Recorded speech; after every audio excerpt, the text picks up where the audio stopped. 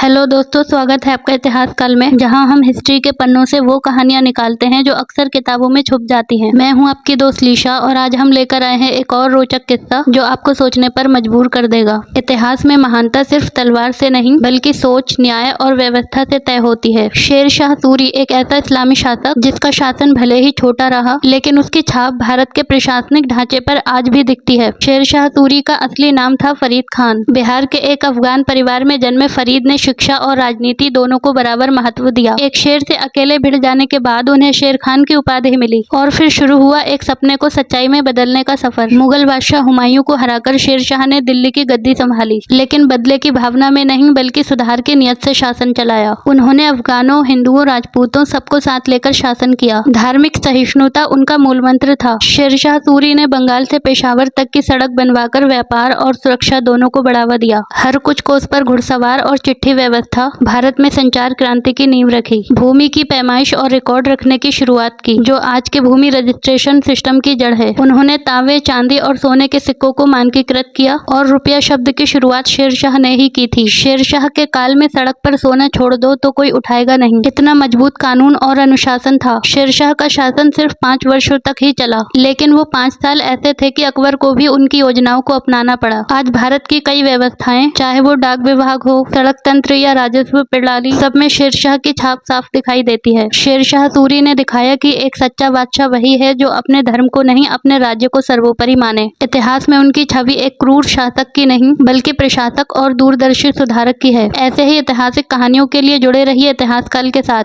धन्यवाद।